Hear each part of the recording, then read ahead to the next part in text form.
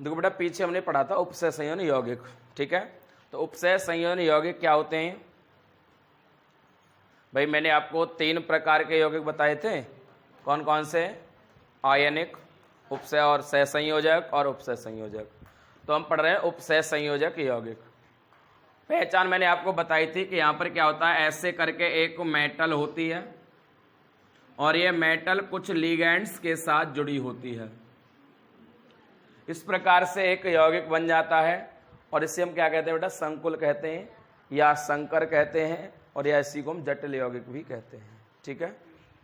और यहाँ पर यदि कोई भी आयन और लगा मिल जाए, चाहे आगे चाहे पीछे, तो ये बन जाता है उपसय संयोजन यौगिक, ठीक है। अब इसके सलाह है कि उपसय संयोजन से संबंधित शब्दावली।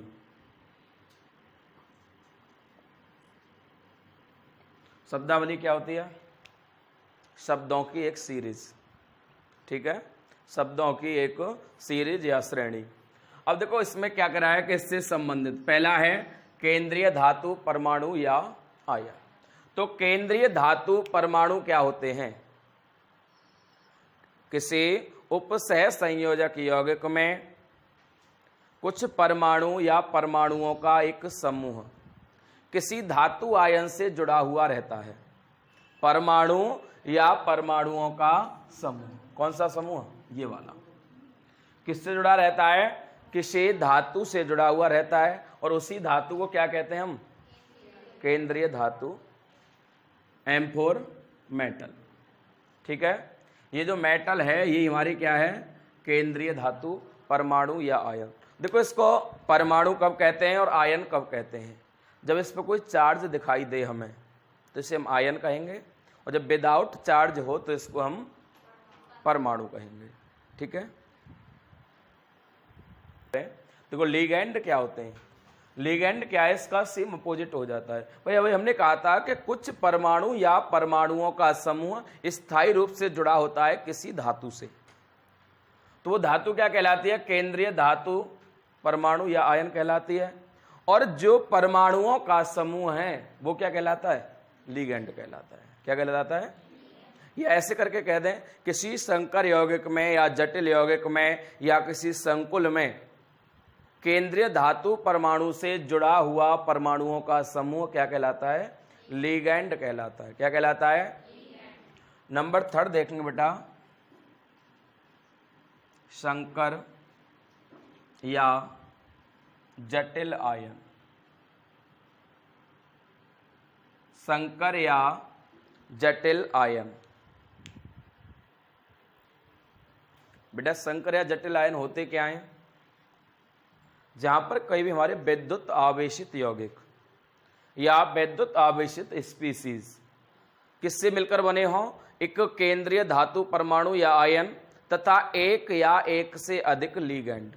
जहां पर कोई एक मेटल जुड़ी हुई हो किससे? एक या एक से अधिक लिगेंड के साथ, उसे हम क्या कहते हैं? संकर या जटिल आयन, या इसको यौगिक भी कह देते हैं। और यदि यहां पर या कोई आयन दिखा रहा है पॉजिटिव या नेगेटिव तो इसको क्या कहेंगे? आयन कहेंगे। और यदि नहीं दिखा रहा है तो इसको फिर यौगिक भी कह देंगे हम। ये भी 2 प्रकार के होते हैं। यदि पूछ लेता है कि संकर यौगिक कितने प्रकार के होते हैं? 2 प्रकार के। यदि यहाँ पर पॉजिटिव दिखा रहा है तो धनायन संकर यौगिक, और यदि यहाँ पर नेगेटिव का साइन है तो ऋणायन संकर यौगिक। तो संकर यौगिक हमारे 2 प्रकार के हो गए। कौन कौन से बेटा?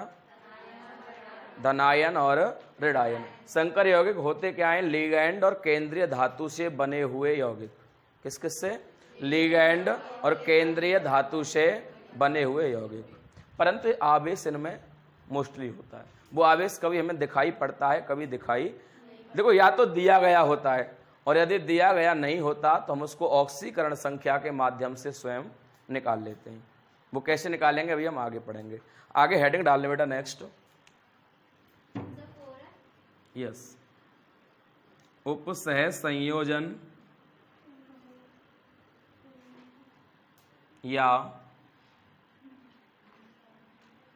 समन्वय संख्या।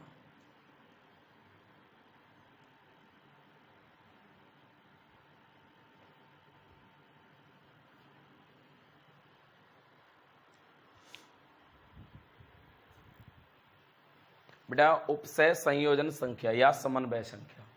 देखो समन्वय का मतलब क्या है कि एक दूसरे के साथ तालमेल बिठा लेना, ठीक है ना। और ये जो संख्याएं आती हैं देखो एन, ये डिपेंड करती है किस पर, इस वाली धातु पर। कभी यहाँ 2 भी मिलेगा आपको, कभी 3 भी मिलेगा, कभी 4 भी मिलेगा, वो डिपेंड करेगा किस पर, ये एम पर, यानी हमारी धातु पर। और ये एन होता है हमारा उपसय संयोजन संख्या। एन का सिंबल इसलिए दिया गया है यहाँ पर, n for any natural number, ठीक है। यहाँ पे कोई भी प्राकृतिक संख्या हो सकती है, 2 हो सकती है, 3 हो सकती है, 4 हो सकती है, और ये बार बार चेंज होती रहती है किसके अकॉर्डिंग, इस धातु के अकॉर्डिंग। देखो यहाँ पर मानो ऐसे करके एम आ गया, और मानो यहाँ पर दिया है NH3, तो कभी NH3 के साथ 2 भी आ सकता है, कभी NH3 के साथ 3 भी आ सकता है, कभी यहाँ पर 4 भी आ सकता है, और वो डिपेंड करेगा किस पर, इस पर। तो हम कह सकते हैं कि जो यहाँ होता है ये 4 क्या है, ये 4 क्या है, अमोनिया का अणु है, अमोनिया के अणुओं की संख्या है कितनी, 4। और यदि बात करें उपसय संयोजन संख्या की, तो ये उपसय संयोजन संख्या किसकी है, एम की, क्योंकि इसके ही अकॉर्डिंग इसको यहां लाया गया है। तो उपसय संयोजन संख्या क्या होती है, किसी भी लिगैंड की वह अधिकतम संख्या जो केंद्रीय धातु परमाणु या आयन के साथ जुड़ी होती है, उसे हम क्या कहते हैं, उपसय संयोजन संख्या कहते हैं। क्या कहते हैं, उपसय संयोजन संख्या कहते हैं। और आगे आता है संकर आयन की आवेश संख्या। अगला नंबर है हमारा संकर आयन की आवेश संख्या। देखो बेटा संकर आयन की आवेश संख्या क्या होती है भाई, ये क्या है हमारा, इस आई को हटा दिया जाए तो ये जो टोटल है ये क्या है, संकर यौगिक या संकर आयन या जटिल आयन, या फिर इसको संकुल भी कह देते हैं, ठीक है। और इसके ऊपर यहां पर कोई आवेश लगा दिया, मतलब +2 लगा दिया, ठीक है। तो +2 क्या है, इसकी आवेश संख्या है बेटा, क्या है, आवेश संख्या। ये जरूरी नहीं है +2 ही आएगा, इसको हम ऐसे नोट कर सकते हैं +-n, ठीक है, n फॉर नेचुरल नंबर, यानी कोई भी प्लस का भी आयन हो सकता है, कोई माइनस का भी आयन हो सकता है, कितना भी हो सकता है। और यहां पर जो भी आवेश लिखा हुआ होगा उसे हम क्या कहेंगे, संकर यौगिक की आवेश संख्या, संकर यौगिक की आवेश संख्या। देखो बेटा ये हमारे लिगैंड हैं, ठीक है। और ये कौन से लिगैंड हैं भाई, हमने लिगैंड का तुम्हें वर्गीकरण बताया था, और लिगैंड का वर्गीकरण जो होता है, वर्गीकरण में लिगैंड को विभिन्न आधारों पर बांटा गया है, जिसमें पहला बेस तो होता है आवेश के आधार पर, और आवेश में लिगैंड कितने प्रकार के होते हैं, 3 प्रकार के। कौन कौन से होते हैं, उदासीन लिगैंड, नंबर 1 उदासीन। उदासीन क्या होते हैं, जहां पर नेगेटिव पॉजिटिव बराबर होते हैं या जिन पर कोई भी आवेश नहीं होता। दूसरे होते हैं धनायन, यानी जहां धनावेश होता है। तीसरे होते हैं ऋणायन, जहां पर ऋण आवेश होता है। और अगला आता है हमारा यानी परमाणुओं की संख्या के आधार पर, या दाता परमाणुओं की संख्या के आधार पर, या दंतता के आधार पर। तो पहला आता है मोनोडेंटेट, मोनोडेंटेट या यूनिडेंटेट या एक दंतक लिगैंड। तो ये मोनोडेंटेट क्या होते हैं, जहां पर इनके पास केवल एक दाता परमाणु होता है। क्या होता है, केवल एक दाता परमाणु होता है, उन्हें हम क्या कहते हैं, मोनोडेंटेट कहते हैं। क्या कहते हैं, ये कुछ जो उदाहरण हैं, ये सारे उदाहरण किसके हैं, मोनोडेंटेट। और ये जो नाम दे रखे हैं इसके IUPAC नाम है, ये क्या है, ये IUPAC नाम है इसके। यानी H2O को IUPAC में या कहें कि उपसय संयोजन यौगिकों में क्या कहा जाता है, एक्वा। अमोनिया को एमीन, हाइड्रोक्साइड को हाइड्रोक्साइडो। देखिए जहां पर आयड आ रहा हो, क्या आ रहा हो, तो वो जो आयड आता है वो हमेशा IUPAC में या उपसय संयोजन यौगिकों में आयडो में बदल जाएगा। किसमें बदल जाएगा, जैसे क्लोराइड का क्या हो जाएगा, क्लोराइडो। फ्लोराइड, फ्लोराइडो, आयोडीन, आयोडाइड, आयोडाइडो। यानी जितने भी आयड आएंगे सभी किस में बदल जाएंगे? आयडो में बदल जाएंगे। ये हमारे नाम दे रखे हैं। अब ध्यान दीजिए बेटा, यहां से H2O में से ये क्या है? दाता परमाणु, यानी ऐसे परमाणु जो दान कर दिए जाते हैं। क्या कर दिए जाते हैं?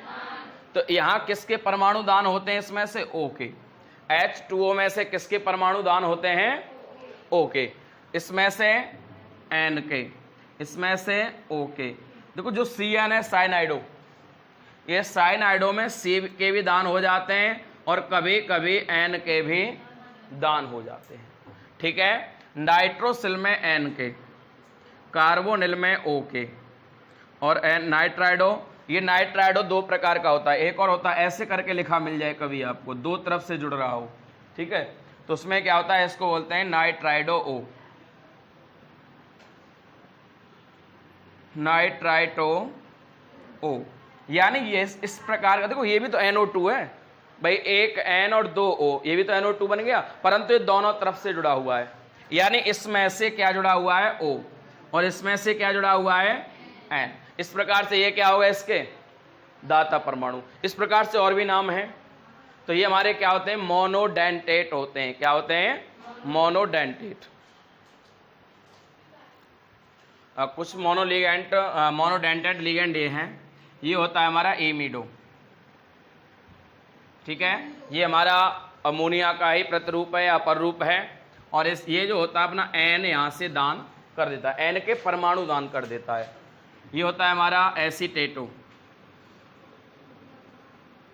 और ये अपना O दान करता है। ये एसिन होता है थायोसाइनेटो, और ये होता है आइसो थायोसाइनेटो। ये होता है एमिडो, और ये होता है पायरिडीन। ये अपना N दान करता है, ये भी N दान करता है, ये भी N और ये भी N। ध्यान में बेटा पहले समझ लें, ये हमारे सभी क्या है? मोनोडेंटेट। यानी मोनोडेंटेट का मतलब है जिसका एक परमाणु अपने इलेक्ट्रॉन युग्म को दान कर देता है। कितना? एक। अब देखो इसी के आधार पर, दंतता के आधार पर बात करें, यदि कहीं पर दो इलेक्ट्रॉन दान हो रहे हैं, दो इलेक्ट्रॉन युग्म, कितने? यानी या कहें कि जहां दो दाता परमाणु हैं और दो उपसह संयोजन बंध द्वारा जुड़ा हुआ है, उसे हम क्या कहते हैं? डाइडेंटेट। जहां पर तीन दाता परमाणु हैं और तीन ही उपसह संयोजन बंध से जुड़ा हुआ है, उसे क्या बोलते हैं? ट्राइडेंटेट। जहां पर चार दाता परमाणु हो, बंध केवल बेटा तीन होते हैं, 1, 2 और 3, यानी सिंगल बॉन्ड, डबल बॉन्ड और ट्रिपल बॉन्ड। ट्रिपल बॉन्ड के आगे कोई बॉन्ड नहीं होता है। बस यहां गिनती किसकी करेंगे? नंबर 4 पर। मोनोडेंटेट क्या है? समझ लें बेटा, मोनोडेंटेट क्या है? जहां पर एकल दाता परमाणु होता है। जहां दो दाता परमाणु होंगे तो डाइडेंटेट, जहां तीन दाता परमाणु होंगे ट्राइडेंटेट, जहां पर 4 होंगे टेट्राडेंटेट। ये आपने 11th क्लास में पढ़े होंगे IUPAC में। जहां पर 5 होंगे पेंटाडेंटेट, जहां पर 6 होंगे तो वो हो जाता है हेक्साडेंटेट। यहाँ अधिकतम 6 हो सकते हैं, 6 से ज़्यादा नहीं होते। तो फिर दोबारा समझेंगे बेटा, जो बॉन्ड बनते हैं वो कहाँ तक बनेंगे? केवल 3 तक। एक दाता परमाणु है तो एक उपसह संयोजन बंध होगा, 2 दाता परमाणु हैं तो 2 उपसह संयोजन बंध होंगे, 3 दाता परमाणु हैं तो 3 उपसह संयोजन बंध होंगे, और यदि बेटा 4 से आगे जाएगा तो केवल ये कहेंगे कि इनमें 4 दाता परमाणु होते हैं, इसमें 5, इसमें 6 होते हैं। ठीक है, ये क्या होते हैं? तीनों बॉन्ड नहीं बनाते। लिख लीजिए। देखिए बेटा, हमारे 6 नंबर तो हो गए किसके आधार? गिनती के आधार पर। ठीक है, 7वां नंबर आता है हमारा दंतता के आधार पर ही, वो होता है सेतु लिगेंड। बेटा सेतु लिगेंड क्या होता है? ये भी एक मोनोडेंटेट लिगेंड होता है। ये भी क्या होता है? मोनोडेंटेट होता है, परंतु इसमें कुछ अलग खास होता है और वो ये होता है कि एक साथ ये एक बार में ही एक साथ एक से अधिक धातु आयनों से जुड़ जाता है।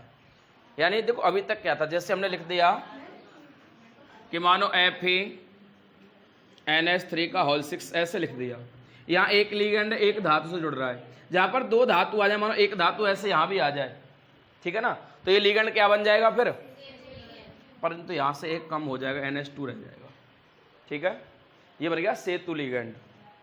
जहां पर कहीं एक लिगेंड दो या एक से अधिक यानी एक से अधिक धातु परमाणु या आयनों से जुड़ा हुआ होगा, उसे क्या कहेंगे हम, सेतु लिगेंड कहेंगे। और एक और आता है हमारा 8वां नंबर, एम्बीडेंटेट।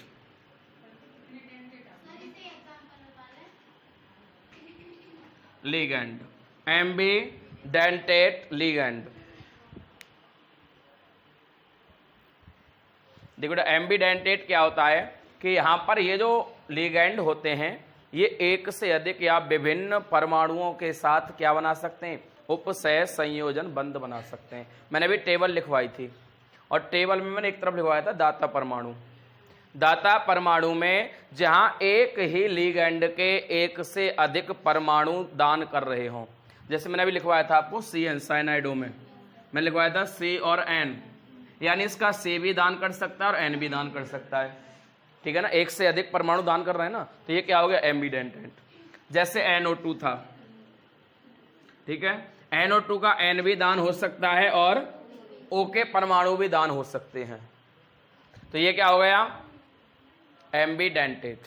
यानी दोनों में अंतर क्या है, यहां तो क्या है कि जहां एक ही लिगेंड एक से अधिक धातु परमाणु या आयनों से जुड़ा हुआ होगा तो सेतु लिगेंड कहलाएगा, और जहां एक ही परमाणु किसी एक ही परमाणु विभिन्न उपसह संयोजक बंध बना रहा होगा उसे हम क्या कहेंगे, एम्बीडेंटेट लिगेंड। तो हमारे टोटल लिगेंड के पार्ट थे दंतता के आधार पर।